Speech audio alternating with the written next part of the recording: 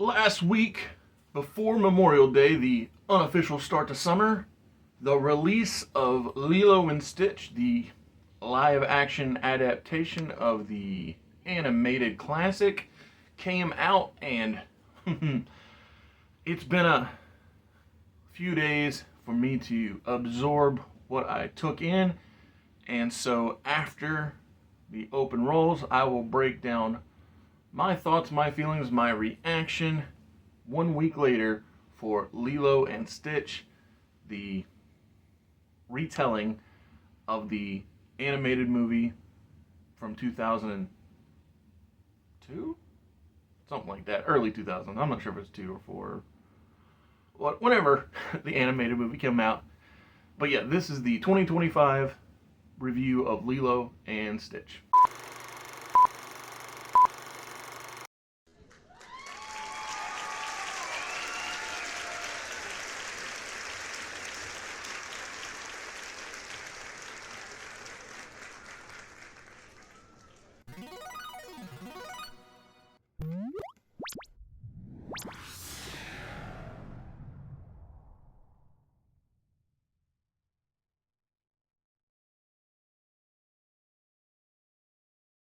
So, it became abundantly clear to me upon exiting the theater that there is a defining trait, whether you have a positive or less positive feeling for this movie. And I think that is your immersion in the original film or original story, if you will. Because I'd only ever seen Lilo and Stitch, the animated movie, one time, and it wasn't in its prime. A lot of time had passed since the original animated movie came out, and I viewed it. I'd seen it reasonably close to the now-ish, but it wasn't one of those things that defined my youth. It wasn't something that I was like, oh man, this is a big deal. You know, like a Goofy movie. That's something I actually did watch a lot in my youth and thought a lot of. And so I think that is the turning point, the really important information to take into this movie. If Lilo and Stitch, the animated film, was important to you and all of its beats are important. And then you have to ask, where do the important beats stop, obviously, because it wasn't just Lilo and Stitch the animated movie. There was Stitch the movie, Leroy and Stitch, Stitch has a glitch. There's I think multiple animated series. So again, you have to ask, where does what you have taken in stop having the utmost relevance? Is it only the first film? Is it all that comes after? But like I said, to me, the thing that changes your viewing of Lilo and Stitch 2025 is how much the prior established continuity matters. Because since it did not matter to me in the broadest sense, like I knew the top beats, you know, experiment, breaks out, takes ship, crashes on Earth, finds family, Galactic Federation says, you're exiled here. That, I got it, you know. It's understandable. Obviously other things occur between those big beats, but you know, those were the beats that I recalled, and when they all got hit, I was like, oh, I'm with it. But it was never, to me, about the big beats. It was always, whether it be the cartoon or the live action movie, it was always about the interpersonal beats that are what make this story so memorable. And so that's Nani and Lilo's relationship more than anything else, because they lost their parents, and Lilo is, I think they said 6, and her sister ain't ready to be raising a 6-year-old, is the most obvious part of the story. Like, she while wanting to do her best for her sister and herself, just is without what it takes to make it happen, if you will. Like, she's not pursuing her own desires and interests and things that she excels at in an effort to try and be there for her little sister. And thankfully, in this telling, there is a neighbor who looks out for the family. I feel like she's related to David, the guy that Lilo's older sister has a crush on. But now I'm questioning whether that's true or not, or she's just familiar with him because everybody's familiar with everybody on the island since it's small and a tight-knit community. But I really feel like they're related. I feel like that feels accurate. But upon exiting, the people I had saw the movie with were complaining that, or complaining might even be the wrong word, observing that Cobra Bubbles wasn't the social worker like in the cartoon. I was like, oh man, I totally forgot that he wasn't already CIA because it felt so logical for the big suit wearing, sunglasses wearing, scary guy, or not scary, but whatever, stern fella to be government agent guy, right? So didn't even register that it was a change.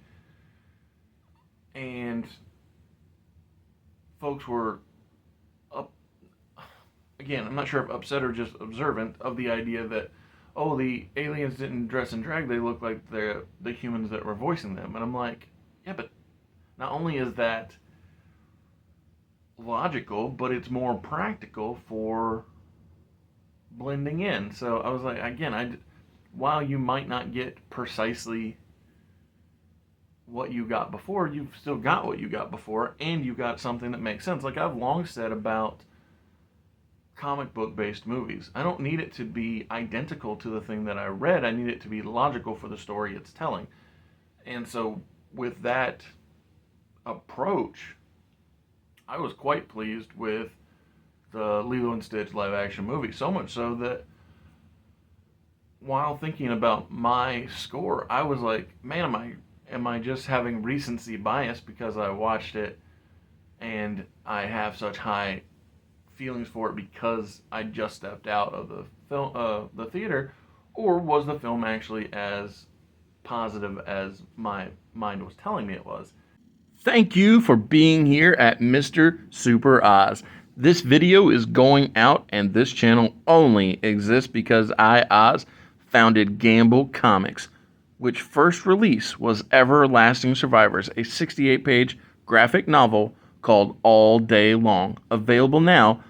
Follow the link in the description that will take you to gamblecomics.com. While there, you can get hats, shirts, posters, much, much more, but most importantly, the story itself. Because all throughout the film, whether it be talking about the parents being gone or the social worker only realistically wanting what's best for Lilo, it didn't really seem like anything was amiss. Even the creator of Experiment 626 wanting to improve him to be a better weapon, that didn't seem like a bad thing to me. I was like, oh, this seems logical and on point for your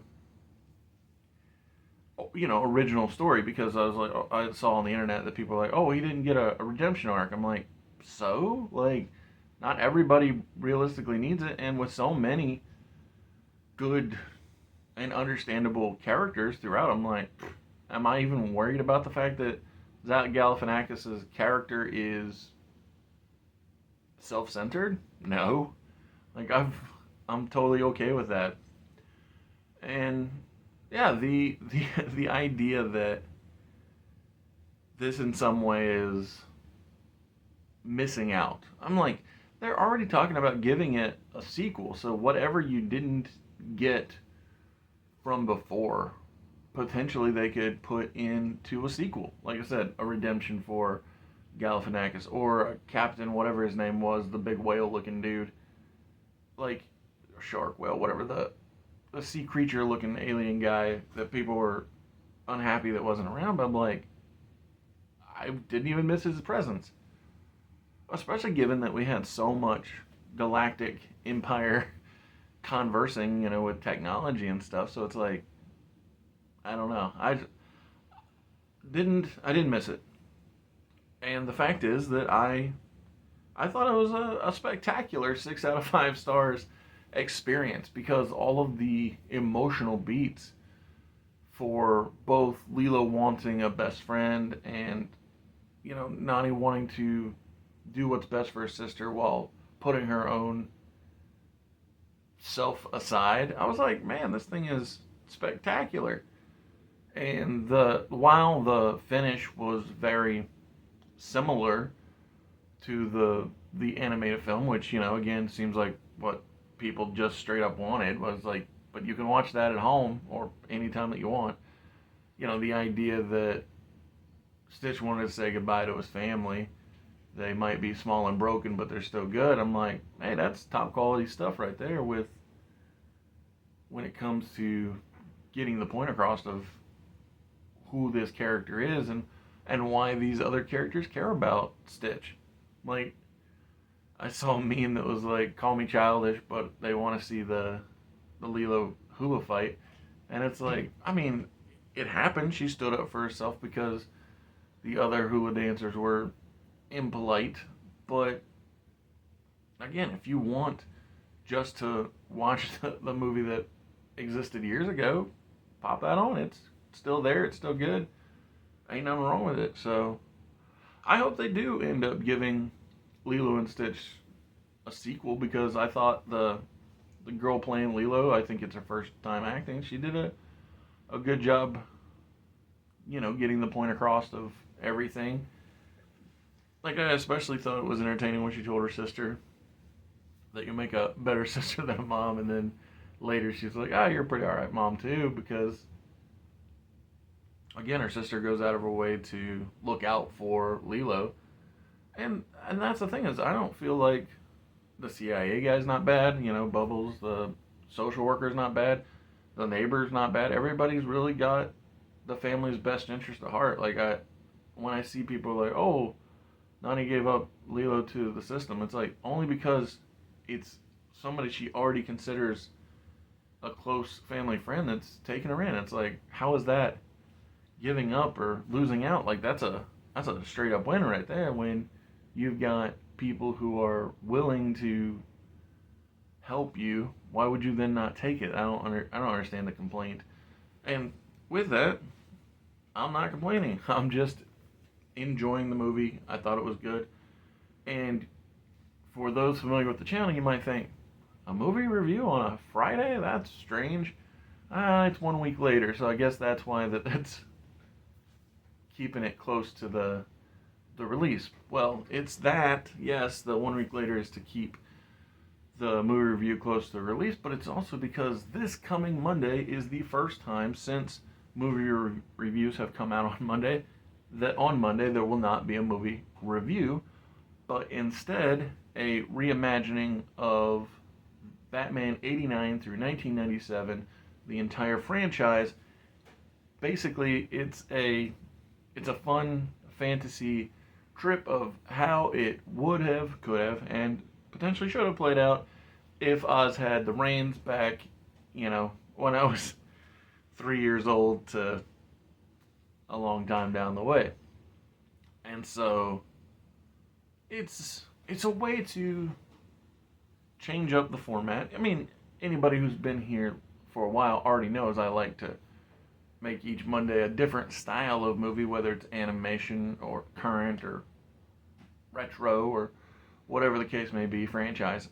And this is just a way to continue the evolution of what the channel presents. And in this case, on Monday, it'll be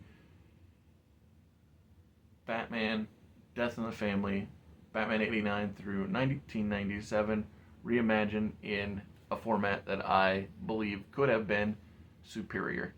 Thanks for tuning in. Come back on next week. Later.